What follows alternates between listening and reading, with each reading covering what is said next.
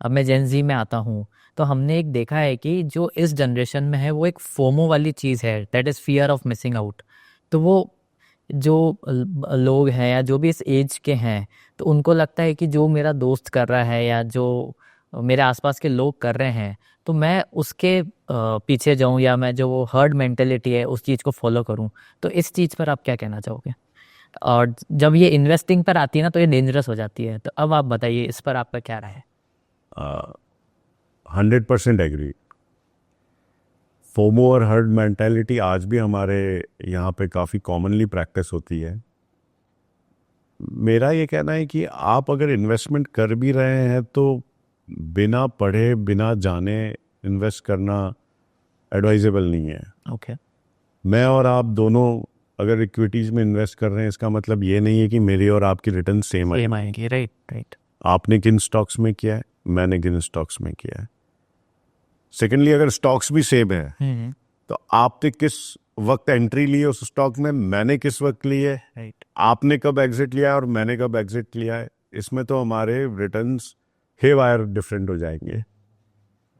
तो herd mentality और ये जो फोमो वाला है ये बहुत डेंजरस है, क्योंकि आप अपनी रिसर्च नहीं करते और आप दूसरों की स्टेप्स को फॉलो करते हैं ये जाने बगैर कि उसका बैकग्राउंड क्या था, उसने क्या किया, क्यों किया और कब किया। कब किया, राइट, कब किया इज इम्पोर्टेंट। कब कब किया इज वेरी वेरी इंपॉर्टेंट।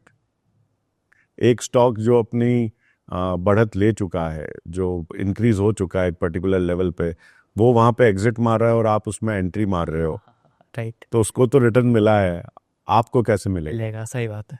तो ये बिना रिसर्च के और बिना पढ़े या बिना जाने इन्वेस्ट करना तो बहुत रिस्की है।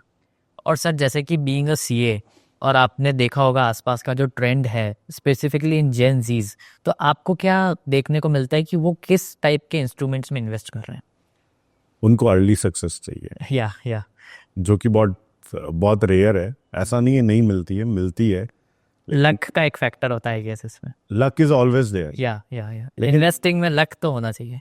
होना चाहिए, लेकिन आनंद आप एक बात नोट करेंगे कि luck without hard work doesn't work. And secondly, luck अगर है तो है और नहीं है तो नहीं नहीं है। है, हाँ। You can't do anything about it. या what you can do is hard work. Hard work.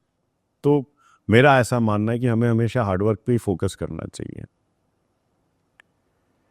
और सर, इंस्ट्रूमेंट्स का आप बताइए, आपके आसपास भी ऐसे लोग होंगे जो आपको कुछ नया बताते होंगे जेनजीज में, कुछ नया इन्वेस्टमेंट पैटर्न्स। आजकल जेंजीज जो अर्ली सक्सेस वाला जो जिसकी हम बात कर रहे थे अभी, जो अर्ली सक्सेस वाला जो फंडामेंटल चला है, उसमें जेंजीज रिस्की एसेट्स में बहुत इन्वेस्ट करते हैं। जैसे? जैसे जेंजीज का परसेंटेज एफएनओ में बहुत ज़्यादा है। हम्म। फ्यूचर्स एंड ऑप्शंस की ट्रेडिंग में जेंजीज बहुत इन्वेस्ट करते हैं, बिकॉज दे बिलीव कि it's a easy mechanism of earning huge money overnight. But there is no free money है अनंत, एक बात हमेशा नोट करना, there is no free money, you need to learn. आप एफएनओ में पैसा कमाओगे तभी कमाओगे जब आप उसको सीखोगे। People don't want to learn. आज की डेट में जितने भी इन्वेस्टर हैं उसमें से किन्होंने उसकी पढ़ाई करी है कि how to invest, technical knowledge या फंडामेंटल नॉलेज कितने लोगों के पास है? कितने लोग पढ़ के समझ के और फिर इन्वेस्ट कर रहे हैं? Right. I think very few. तो जब आप बिना पढ़े लिखे रिस्की एसेट्स में इन्वेस्ट करेंगे तो इट्स अ रिस्की अफेयर। और कुछ तो लेटेस्ट ट्रेंड्स देखने में आए हैं, आई डोंट नो आपने सुना या नहीं सुना। एक पेंटिंग्स का हमने सुना करते, लग्जरी वॉचेस एंड पेंटिंग्स का एक ट्रेंड चला करता था, जो बेसिकली मिलेनियल्स में काफ़ी था। हाँ। उस टाइम पे काफ़ी पॉपुलर था। राइट, मूवीज में दिखाते थे कि Movies। पेंटिंग की इधर उधर होती थी, तो वो हम्म। ऐसा।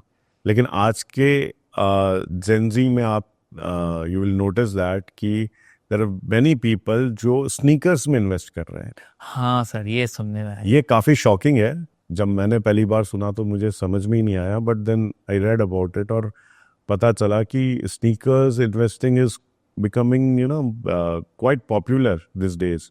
और काफ़ी, यानी हम अगर टीयर 2 या टीयर 3 की बात करें सिटीज़ की, तो भी तुम्हें काफ़ी लोग मिल जाएंगे जो स्नीकर्स इन्वेस्टिंग कर रहे हैं। And there is a good resale market of it as well. So ये शिफ्ट इन ट्रेंड्स है। बट ये क्रिप्टोज हैं। हाँ। क्रिप्टोज पहले नहीं हुआ करती थी।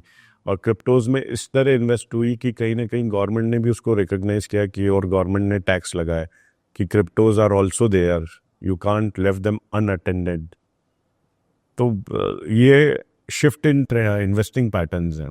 तो अगर हम जैसे देखते हैं, आपको क्या लगता है कि ये रिलायबल सोर्स ऑफ अर्निंग है, या फिर ये सिर्फ एक, वो कहते हैं ना, अपन ने एक ऐसा बबल क्रिएट कर दिया है, वो चीज़ है? देखिए, आप इन्वेस्टमेंट को अर्निंग से कंफ्यूज मत करो। ओके। इन्वेस्टमेंट हमेशा आपकी वांट्स और नीड के ऊपर जो पैसा बचता है उसका होता है। आप पर मेरे को ऐसा लगता है जो जेनजी है ना, अर्निंग को ही एक तरीके से वो पूरा उसमें डाल देते हैं, नीड्स और वांट्स में ही। सो लाइक उनको ऐसा लग रहा है कि जो नीड्स और वांट्स है वही उनकी इन्वेस्टिंग है एक तरीके से। ये बहुत गलत तरीका है इन्वेस्ट करने का। आप इन्वेस्ट उस, when your money starts making money, that is investment. ठीक है ना? अगर आपकी इनकम को आप केवल इन्वेस्टमेंट पर डिपेंड हो जाएंगे, because investment is not easy money, उसमें भी बहुत सारे फैक्टर्स काम करते हैं।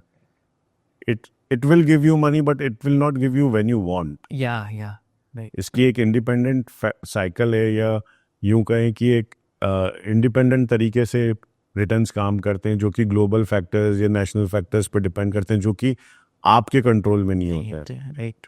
तो उसके रिटर्न्स को आप टाइम नहीं कर पाएंगे। जो चीज़ आप टाइम कर सकते हैं वो है आपकी इनकम, जो आपके हार्डवर्क से आपको मिलती है।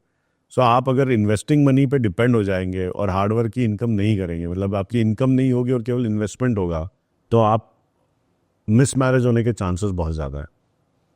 तो you can be in a serious trouble in a short term.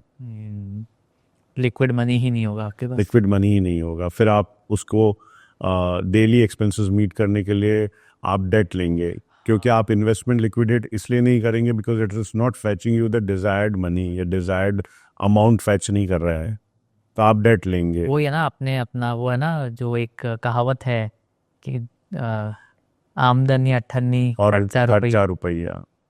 और एक बार एक्सपेंसेस इंक्रीज हो जाते हैं तो आज की लाइफस्टाइल में उसे कंट्रोल करना बहुत डिफिकल्ट है।